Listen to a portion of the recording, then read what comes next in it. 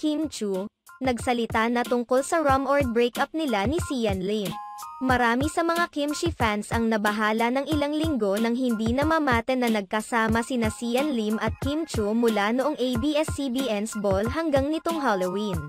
Maging sa kani-kanilang mga social media accounts ay wala rin silang ginawang posts patungkol sa kanilang dalawa. Napansin pa ng ilang mga netizens na hindi na nila like nina Kim Chu at Sian Lim ang ginagawa nilang post. May mga nagsasabi naman na low-key lamang ang relasyon ng dalawa upang hindi maapektuhan ang kani-kanilang mga showbiz career. Nagsimula ang mga usap-usapan patungkol sa di umano'y breakup ng longtime celebrity couple na sina Kim Chu at Sian Lim nang maging madalang ang pagkikita nilang dalawa. Maging sa mga pagbabakasayon ay nagsosolo na lamang si Kim Chu o di kaya ay kasama niya ang kanyang mga kaibigan. Gayon din naman si Sian Lim.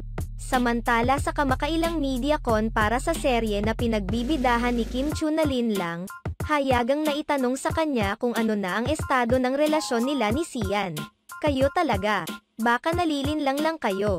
Nilinaw din ni Kim Chu sa nasabing media conference na hindi totoo ang kumakalat na chismis na umano'y on the rocks na ang relasyon nila ni Sian Lim. Okay naman po kami ni Shi.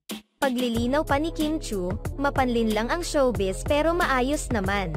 Masaya naman po kami. Samantala, noong November 2, 2023 episode ng It's Showtime, naitanong ni Vice Ganda kay Kim Chu kung sino ang nagpapasaya sa kanya. Agad naman itong sinagot ni Kim Chu na ang nagpapasaya sa kanya ay ang kanyang mga kamag-anak at pamilya. Kalaunan sa kanilang pag-uusap, muling tinanong ni Vice Ganda si Kim Chu kung ano ang kulang sa kanya. Agad naman itong sinagot ni Kim Chu kung saan sinabi niyang kulang siya kapag walang usap. Kulang pag walang usap, because in everything that we do, communication is the key.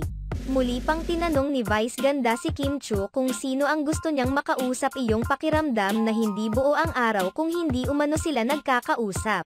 Sinagot naman ni Kim Chu na ang kanyang pamilya at si Shi. Matatandaan na mag-isa lamang na dumalo noon si Sian Lim sa Preview Ball 2023, habang mag-isa ring rumampa si Kim Chu sa ABS-CBN's Ball 2023. Nilinaw naman kaagad ni Kim Chu noon na nasa India si Sian noong ABS-CBN's Ball kaya hindi siya nito nasamahan. Nilinaw din ng aktres na maayos naman itong nagpaalam sa kanya sa pagpunta sa India kasama ang kanyang mga kaibigan upang magmotor.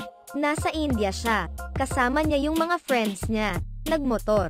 Noong na-schedule na timing sa ball, sabi ko sige, go lang. Hindi naman ito ang kauna-unahang pagkakataon na napabalitang nagkahiwalay ang dalawa. Taong 2012 unang napabalita ang paddy date ng dalawa. Taong 2015 naman nang inamin ni Kim Chu na may romantic relationship na sila.